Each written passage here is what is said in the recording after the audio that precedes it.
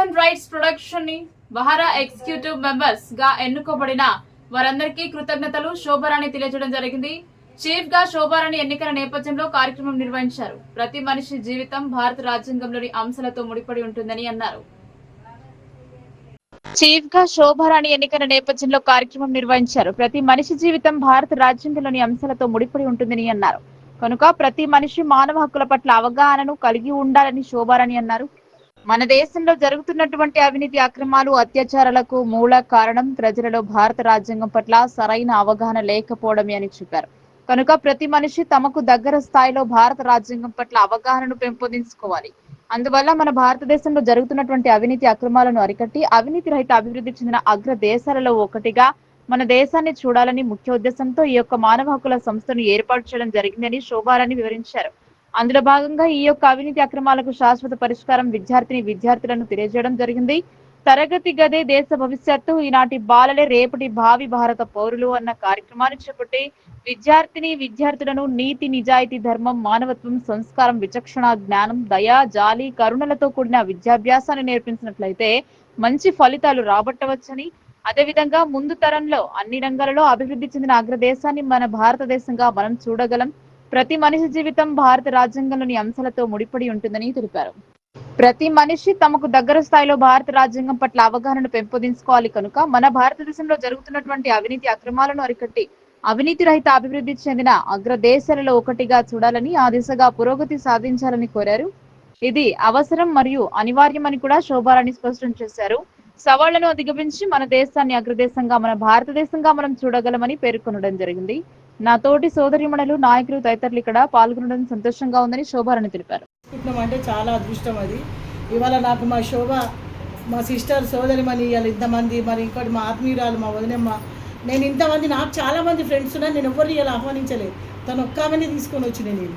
అంటే ఇక్కడ ఇంతమంది ఉన్నారు, వీళ్ళందరి ముందు నేను ఫ్రెండ్షిప్ చేసుకోవడం నా అదృష్టం. జస్ట్ ఇంకోటి ఏంటంటే, తన నాకు 4 సంవత్సరాలు నా ఫ్రెండ్షిప్. అది ఎట్లా అంటే మాకు ఒక చిన్న టెంపుల్లో మా ఫ్రెండ్షిప్ జరిగిందండి. ఎట్లా క్యాజువల్గా ఏదో మేము లైట్గా ఇట్లా మాట్లాడుకునేటట్టు, ఇంత అన్యతం కూడా లేదు మాకు. ఏదో ఒక కేసులో తన రావడం, నేను మాట్లాడడం జరిగింది. హాయ్ అక్క అంటే హాయ్ అక్క అనడం. కానీ ఆనాటి నుంచి ఈనాటి దాకా సొంత తోబుట్టుల కన్నా ఎక్కువ మేము, అంటే తన నడవడి నా నడవడి సేమ్, తన నేచరు నా నేచర్ సేమ్. అంటే కొన్ని మా ఇద్దరి విషయాలల్లో సమానంగా ఉన్నాయి. మేమంతా చాలా చక్కగా ఉన్నాము. అయితే ఉమెన్ రైట్స్కి నేను ఒక 82లో నేను పొలిటికల్ మాట్లాడొద్దు అన్నారు బ్రదరు. అయితే పొలిటికల్ అంటే కొంచెం ఇక్కడ మాట్లాడవలసి వస్తుంది. 82లో అన్నగారు తెలుగుదేశం పార్టీ పెట్టారు, ఎన్టీ రామారావు గారు. అప్పుడు నేను జాయిన్ అయింది. మాడపడుచు భర్త శ్రీపతి రాజేశ్వరరావు మినిస్టర్ అయింది. నేను అలా జాయిన్ అయినాక ఆనాటి నుంచి ఈనాటి ఉమెన్ రైట్స్ చేస్తూనే ఉన్నా. చాలా నడుచుకుంటూ పోయిన రోజులు. ఇప్పుడు మా సోదరిమని అన్నది, నేను నా సొంత డబ్బులు పెట్టుకుని, నేనైతే కొన్ని కుటుంబాలే నడిపినండి. నా డబ్బులతో కొన్ని కుటుంబాలే నడిపిన. వాళ్ళకు డబ్బు వచ్చినా రాకపోయినా, ఉత్తరం పిలిచినా నేను డబ్బులు ఇచ్చి పంపుతాను. ఎందుకంటే నేను పిలిచిన వాళ్ళ ఆశతో వస్తారు అని. అట్లా మాకు డబ్బులు. మొన్న ఒక అమ్మాయిది, ఇప్పుడు సోదరిమని అన్నట్టు, ఇప్పుడు మా అనిత సోదరి అన్నట్టు, మొన్న ఒక అమ్మాయిది అంబర్పేటలో, ఇప్పుడు మా మేడం దగ్గరనే అయింది. అది అమ్మాయి కేసులో వెళ్ళినాము. వాటి ట్రాన్స్జెండర్ కొడుకు మోసం చేసి పెళ్లి చేసింది సెంట్రల్ గవర్నమెంట్. అది వెళ్ళి పట్టినాము. అది తనలో కొంచెం తొందరపడి వాళ్ళని కొట్టడం. ఆ కేసు మా దగ్గర ఇది అయిపోతే ఉల్టా వాళ్ళ పోలీసు వాళ్ళకి డబ్బులు ఇచ్చి మా మీద కేసులు పెట్టించి, అయినా మేము భయపడలేదు. నాంపల్లి పిఎస్ అది తిప్పితే మేము కూడా వెళ్ళి ఉమెన్ రైట్స్లో పట్టించుకోలేదండి. మేము అన్నాం ఉమెన్ రైట్స్ పిఎస్లో ఉమెన్స్కు న్యాయం లేదు, విలువ లేదు. మేము ఏసీపీ దగ్గరనే వెళ్తాం, డీసీపీ దగ్గర వెళ్తాం అని చెప్పి అక్కడికి వెళ్ళి మాట్లాడి కేసులు పెట్టి భువనగిరిలో ఆమెను కూడా ఇచ్చేస్తే మమ్మల్ని ముక్కు తిప్పలు పెట్టి తిప్పినా మేము భయపడలేదు, తిరిగినాం. నా ఎంబడ షూరిటీ ఇవ్వడానికి అతను ఎవరైతే పర్సన్ మమ్మల్ని తీసుకెళ్ళిండో ఆయన మాకు కొంచెం అమౌంట్ ఇచ్చిన అమౌంట్ ఎక్కడికైనా చాయ్ పానీ కూడా కాలేదు. కానీ నాకు ఆ లేడీస్ అవసరం, నేను వాళ్ళని వదులుకోలేను. నాకు అక్కడ సబ్జెక్టు వీళ్ళతో నాకు అవసరం. నా సొంత డబ్బుల్ని నేను 15-20,000 ఖర్చు పెట్టి వీళ్ళందరినీ తీసుకెళ్ళి అక్కడ జరిమానాలు పెట్టించి, అక్కడ నేనే పైసలు కట్టించి మొత్తం ఓన్ దాదాపు ఒక 10 లక్షల దాకా పెట్టిందండి నేను ఉమెన్స్ అయితే. ఎప్పుడు కూడా నేను డబ్బులకు ఆశించలే. ఎవరైనా ఇచ్చినా ఇవ్వకపోయినా వాళ్ళు వెళ్తున్నా సర్దుకొని పోయి చేసి. ఇక మా శోభతో పరిచయం అయినాక నేను ఒక అండర్స్టాండింగ్, డబ్బులకని కాదు, ఏదైనా ఉంటే నన్ను అడుగుతారు, అక్క ఇది ఎట్లా చేద్దాం, ఇట్లా నేను తనని అడుగుతా, అక్క ఇట్లా అట్లా ఒక ఇద్దరం ఒక మనస్భావాలు కలిసిపోయి ఇవాళ ఈ స్టేజ్కి రావడం. తన కూడా కష్టపడి ఉమెన్ రైట్స్ నుంచి ఇలా చీఫ్ కావడం అంటే చాలా గవర్నర్ తర్వాత చీఫే తను కావడం. మరి దానికి మా బ్రదర్ కూడా సహాయ సహకారాలు, మరి వాళ్ళ కమిటీ మెంబర్స్, ఇక్కడున్న మా ఆడపడుచులు అందరు కూడా ఇవ్వడం చాలా సంతోషం. నేను ఇప్పుడు కూడా అనాథ హాస్టల్ నడిపిస్తానండి. నేను డైలీ 150 మందికి నేను ఓన్గా భోజనం పెడతాను.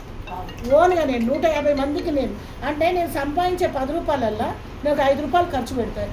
చాలా బాధ అనేది నాకు తెలుసు. నేను ఫైట్ చేసిన కొన్ని కోట్ల రూపాయల డబ్బు ఉంటే ఎట్లుంటుంది, డబ్బు లేకపోతే ఎట్లుంటుంది, ఒక పేద మహిళ ఎట్లుంటుంది, ఉన్న మహిళ ఎట్లుంటుంది, వాళ్ళ పరిస్థితి లేదు.